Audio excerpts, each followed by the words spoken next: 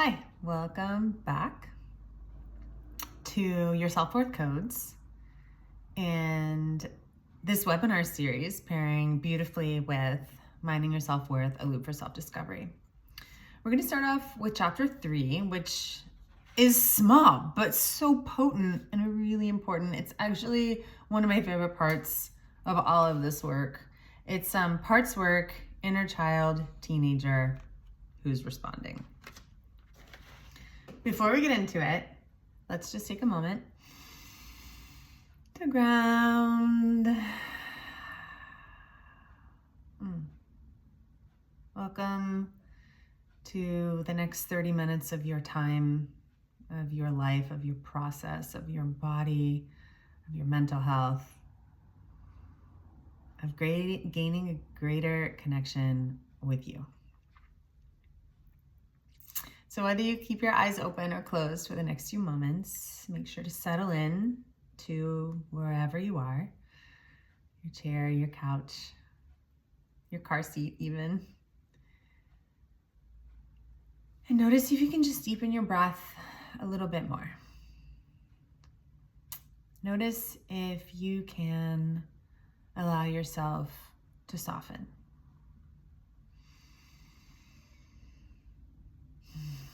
To draw in your breath and to slowly let it go.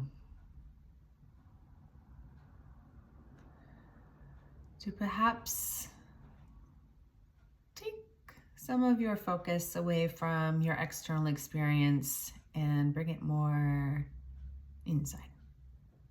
What's happening inside of there? How are you feeling?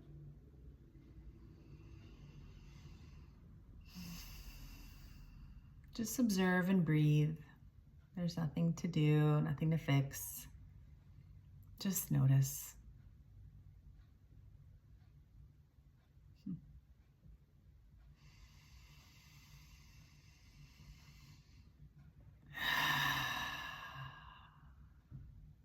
And then as you feel ready, you can come back. And I'll be here waiting for you. So good.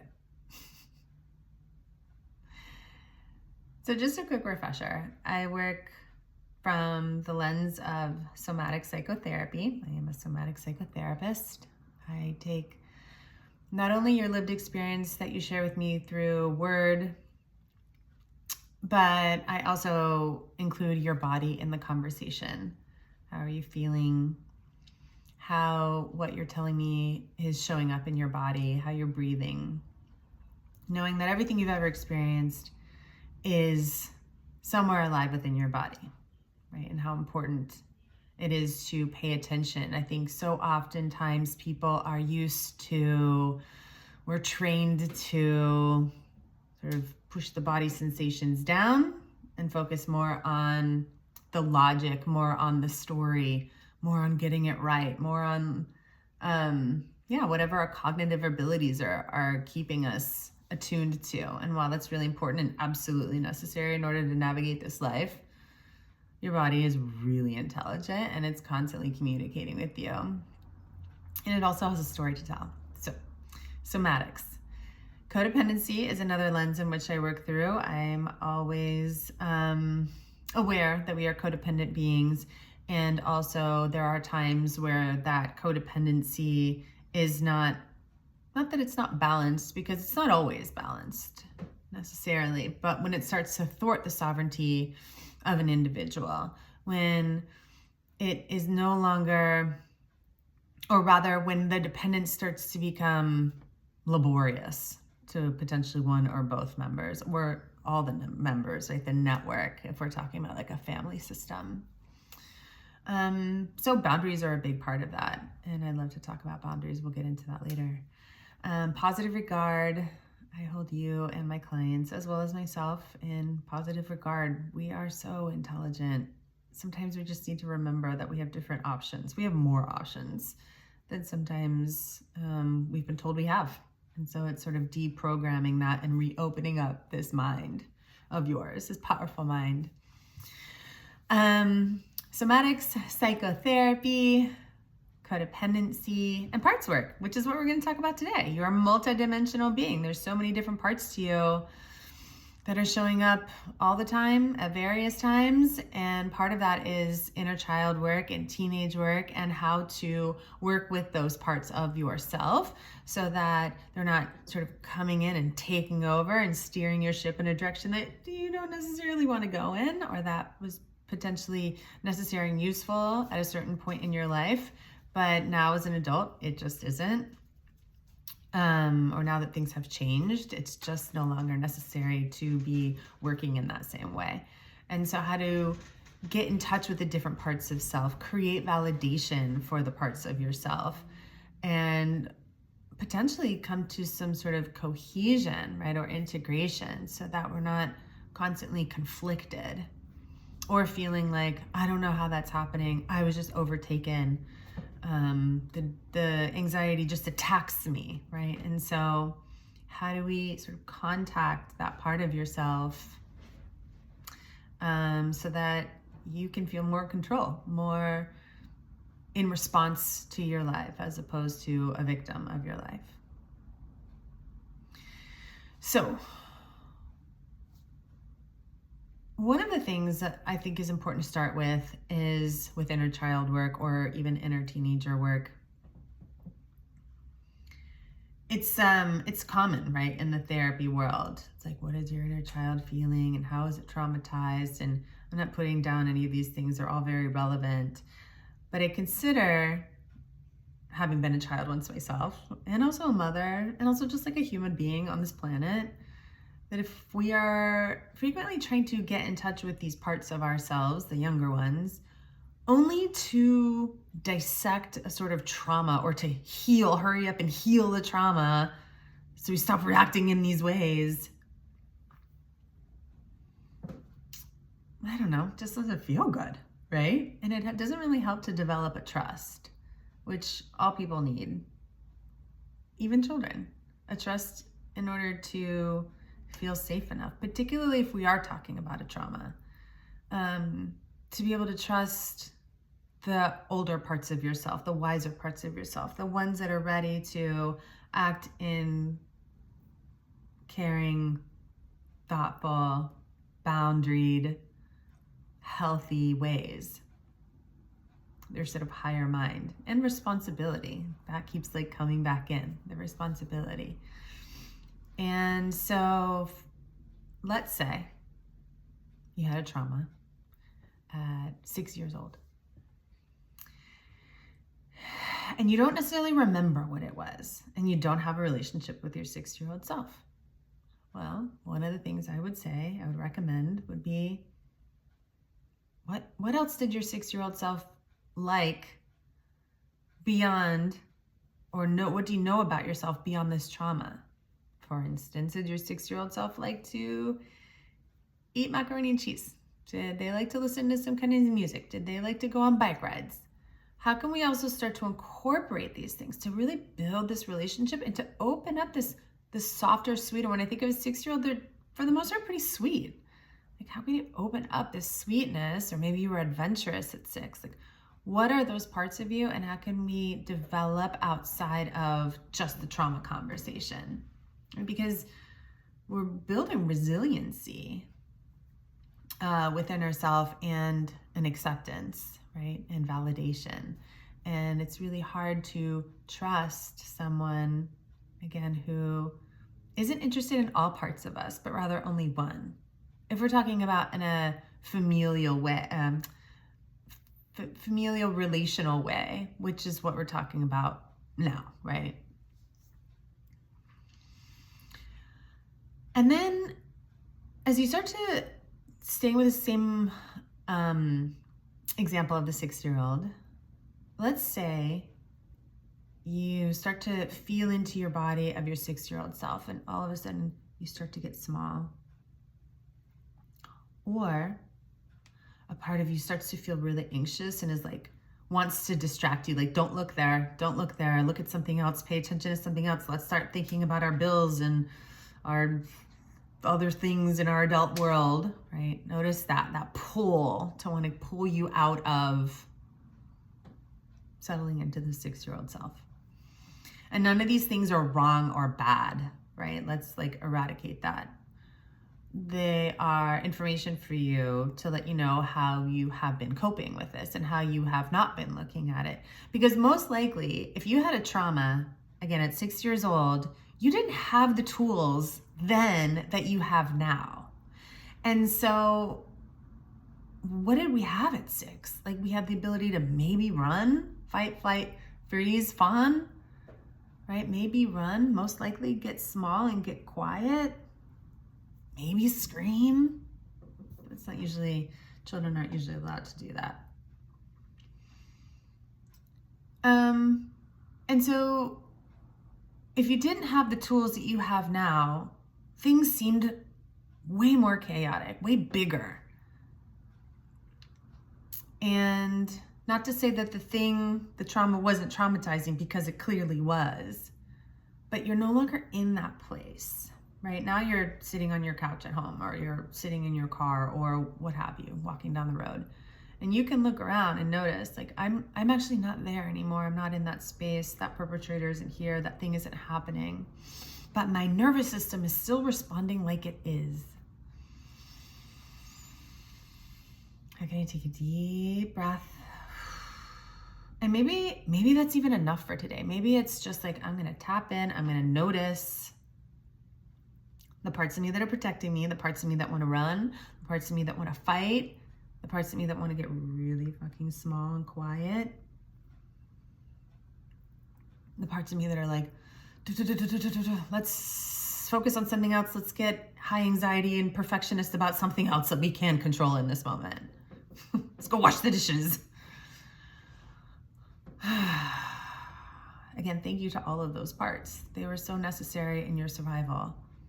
And also, you're not in that place anymore.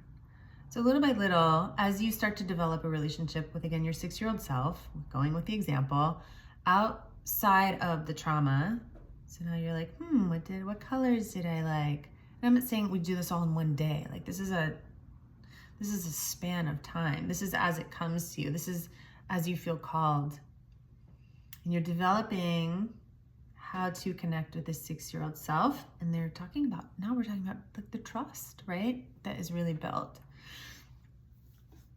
And then perhaps next time you sit down by yourself or with your therapist or your coach, and you start to feel like, I am ready to start looking at this trauma, at this thing.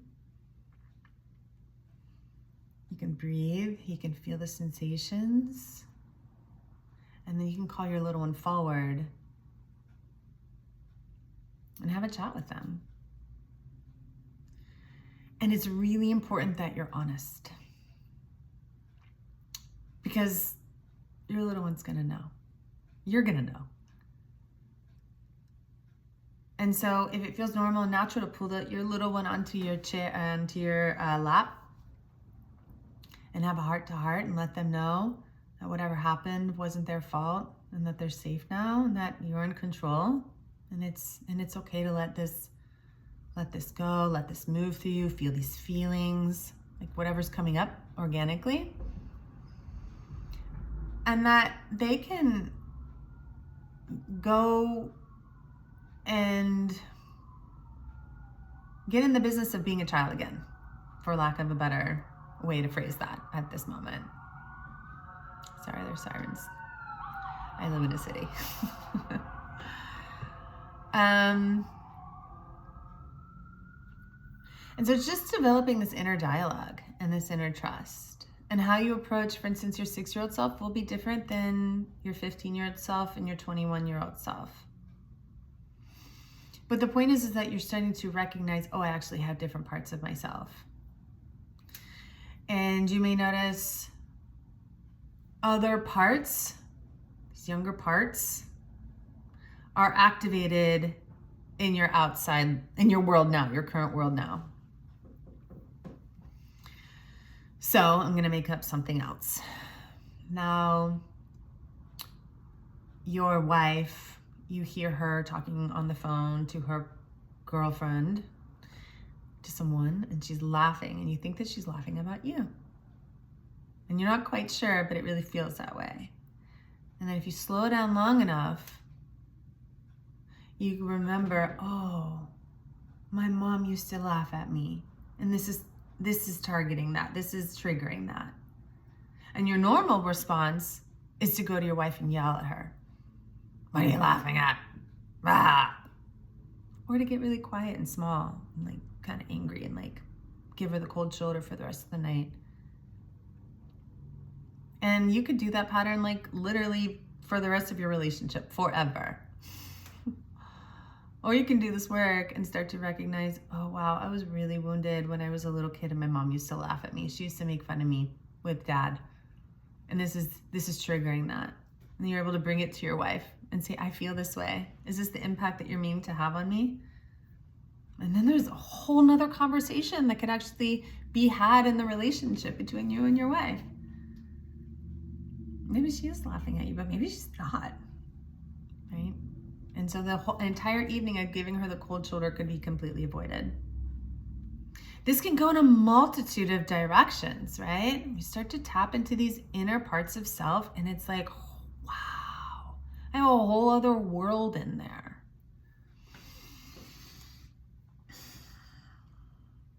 And so the more you know, I feel like there's a saying about this, the more you know.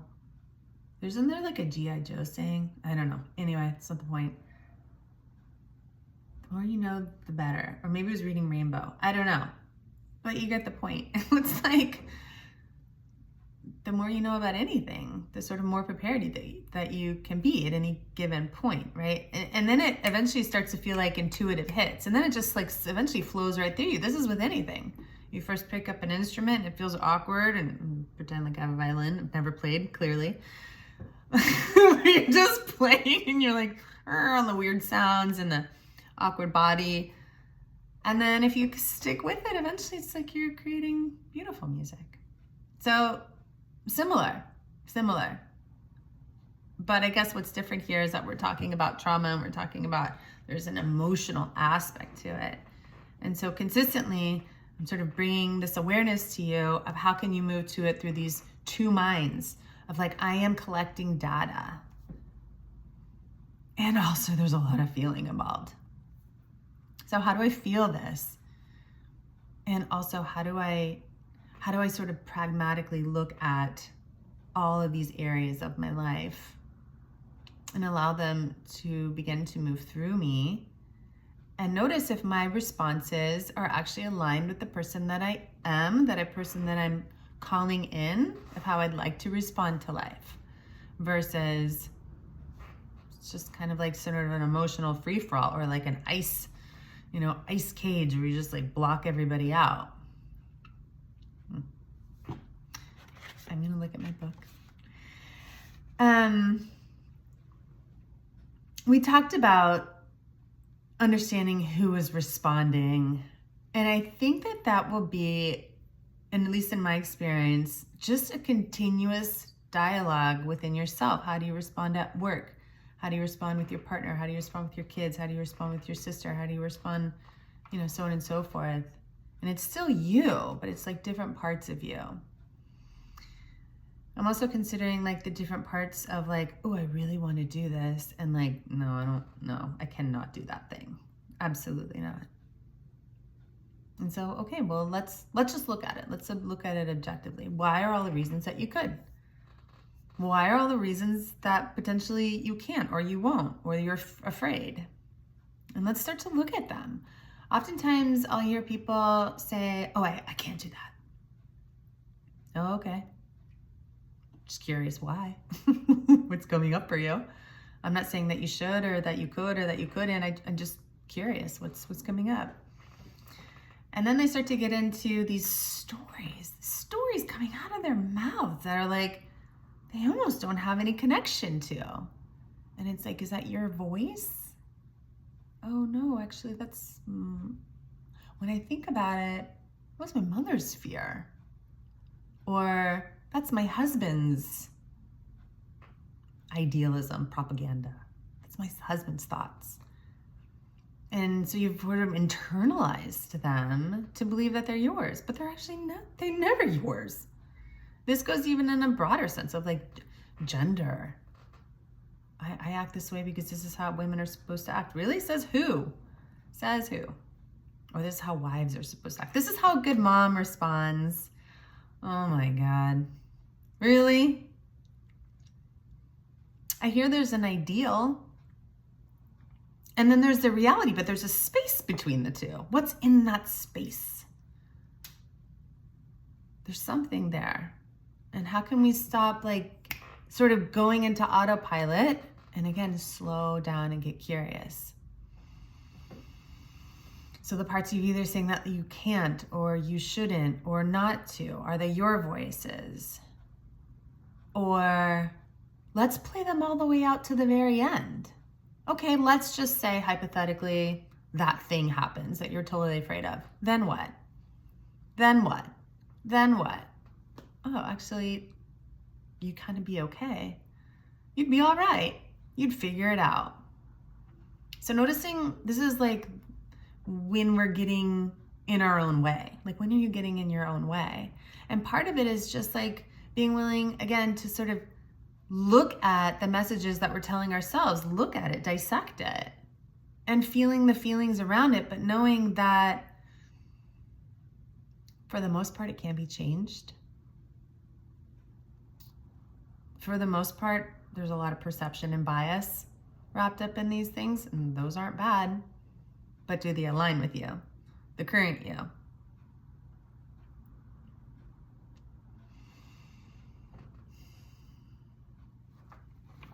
There was another point I was going to make, and now I forgot. I'm thinking about too, this is it, with, again, we'll go with this example again of you at 6 years old and a trauma that occurred. And the cool part about our brain is that you can remember things a certain way, but then you can also retrain yourself to take in another narrative. What do they call it? Narrative therapy. And let's say there was a trauma, and you could go back as your adult self now into your memory. Remove yourself as your 6-year-old child and create something totally different. Create a different scenario. Not to say that that thing still never happened, right? You're not gaslighting yourself. But you're going back and giving that child potentially something that they didn't get at that time. Someone, an adult to listen to, someone to remove them from that situation. Some sort of recognition and validation that allows, again, this emotional release, a connection of selves,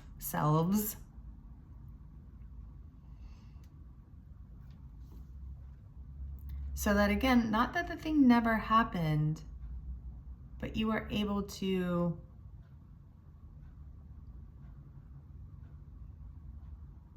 I want to say heal. Because when a trauma happens in the mind and in the body, this is one of the things about PTSD. It's like our brain is constantly filing. Our brain is constantly like, this is good, this is bad. It's creating different files, putting and organizing and what have you. When there's a trauma, then the brain can't fully process it, right? So sometimes it gets stuck in our mind and in the nervous system, and that's when our prefrontal cortex is constantly looking for what's wrong, what's missing, and what's going to kill us. And so it will be tapped off when something very something emotional reminds us of this unprocessed memory, and that's when the triggers start happening. But if you can go to this memory, process it, again, through this validation, through this connection, through EMDR, through therapy, through there's like no end to the healing tools that you can contact. Then the brain finally gets to settle, digest, and then file it away. So again, it's not like you never remember ever again, because you will remember it as something that you lived through, but it doesn't have the same impact on you. It doesn't have the same impact on the nervous system. And then you slow down even further and you start to know the telltale signs of when parts of you are being activated before you have the huge explosion or before you totally run away, cut ties and say, I'm out, ghost somebody. But you're able to like, this is actually painful for me, and I want to share it with you. It's if you're in a loving, open relationship, I want to share this with you so that you get to know me better, to know not that you've got to take care of me, not that you've got to change necessarily, but I want you to know the impact of whatever it is. And that you can also recognize that you are not that 6-year-old anymore, that thing triggered you. And it's your responsibility now to ground in to your body, to let yourself know, okay, I'm safe.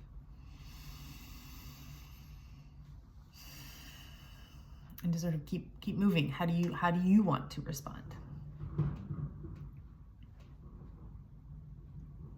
So that's really the benefits of, and the recommendations from me, of course, of this inner parts work. How do we get to know the parts? How do we communicate with them? How can we validate them? They're not wrong for being jealous or sad or angry or even rageful. They want something. They want attention. Let's give it to them. And then let's find a way to express those other things, those other feelings, emotions, thoughts, in a way that's actually in alignment with, again, the person that you are now, or the way you are trying to call into your life, so that you are no longer attacked, so that you're no longer living so divided, so that you no longer are so cut off from your childhood or teenage or young adult self, that you feel hardened by life or terrified by life, right? There's a lot of power and strength in this self-identification.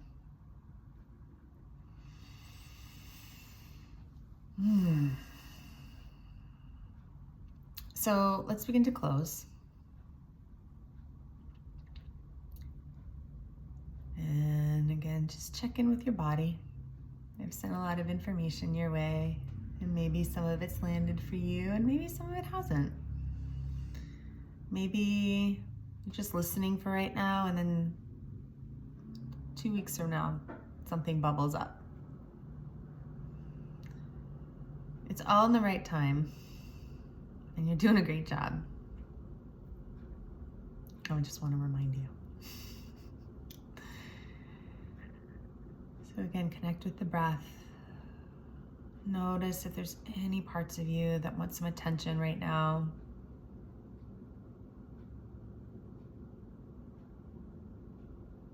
Can you give it to them?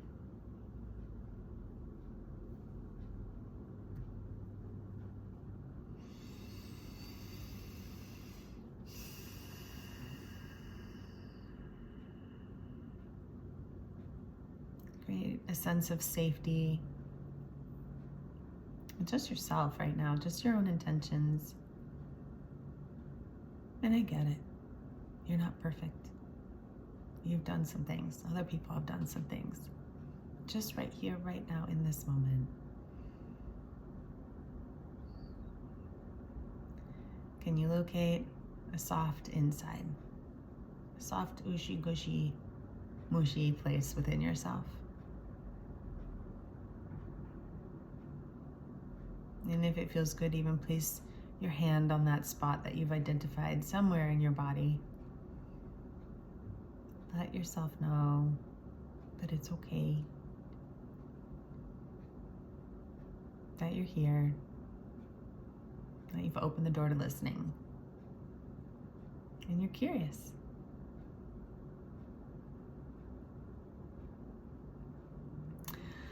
All right, take another deep breath. Thank you so much for this third video. I'll see you on the next one, chapter 4, talking about guilt and shame.